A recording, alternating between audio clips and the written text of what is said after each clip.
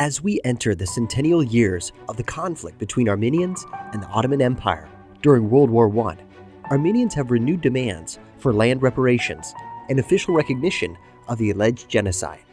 Meanwhile, Turks maintain that there's another side of the story that goes untold, or worse, ignored. In order to find common ground and make true progress, we must take an honest look at the complicated history behind the conflict. In doing so, it'll become clear that it's not a one-sided story. It's a complex tragedy in which each side suffered incredible losses. Founded in 1299 and spanning 600 years, the Ottoman Empire was vast, comprised of multiple ethnic and religious groups, which largely coexisted in peace. But as the empire began to weaken in the 19th century, European nations saw an opportunity to gain new territory. Taking advantage of a shared religion and manipulating hopes for independence, Russia encouraged some Ottoman Armenian groups to incite violent revolts against Turks in order to trigger counterattacks, encourage foreign intervention, and decrease stability. Starting in 1894, Armenian groups attacked several cities across Anatolia, triggering a deadly cycle of massacre and retaliation that cost thousands of Muslim and Armenian lives. The situation was escalated further by the onset of war.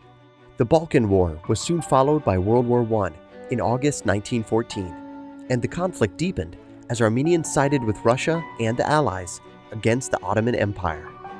Armenian volunteers joined the Russian army to invade Anatolia, which they hoped would be the site of a new Armenian nation, with Van as its capital.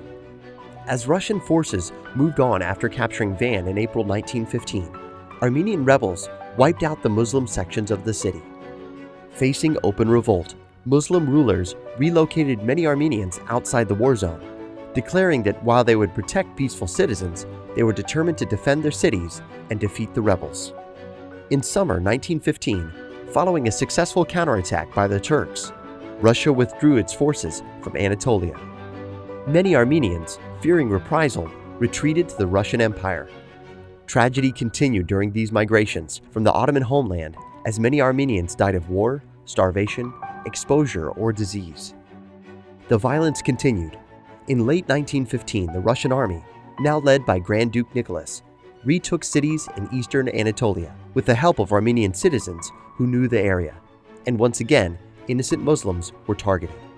But an unexpected turn was soon to come. In March 1917, the Socialist Bolshevik Party took control of Russia and signed an armistice with the Ottomans. Most Russian soldiers in eastern Anatolia deserted, leaving a small Armenian force to hold the territory. But within a year, the Ottomans had recaptured Anatolia, and the bloodshed continued. However, while the Ottomans won this battle, they lost the war, surrendering to Allied forces in October 1918. At the Paris Peace Conference in 1919, Armenians reminded the West of their contributions to their cause and asked them to intercede on their behalf. But following a fact-finding mission ordered by U.S. President Woodrow Wilson, the Armenian mandate was voted down. Fearing retribution, hundreds of thousands of Armenians fled the empire. In 1920 and 1921, a series of treaties were signed which would end the violence between Turkey and Armenians. And finally, in August 1924, the Treaty of Lausanne was signed in Switzerland. Allied nations recognized the sovereignty of the new Republic of Turkey, but did not acknowledge any statehood for Armenia. Failed by its Western allies, the dream of an Armenian nation had ended, not to be realized until more than 50 years later. Armenia only achieved independence in 1991 with the dissolution of the Soviet Union. During these dark years of war, more than 2 million lives were lost, and these were not just Orthodox Christian Armenian lives, but Muslim, Christian, Jewish, Turks, Arabs, and Kurds. A brief, honest review of this conflict makes it clear that there's no simple allocation of right and wrong between Turkey and Armenia.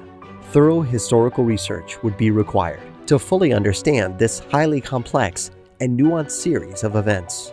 In order to heal the deep wounds on every side, this complex history must be examined with clear eyes and hearts. Then we can stop looking back at the last century and begin focusing on the next 100 years, finding new opportunities for dialogue, cooperation and peace. To learn more and take action, visit factcheckarmenia.com.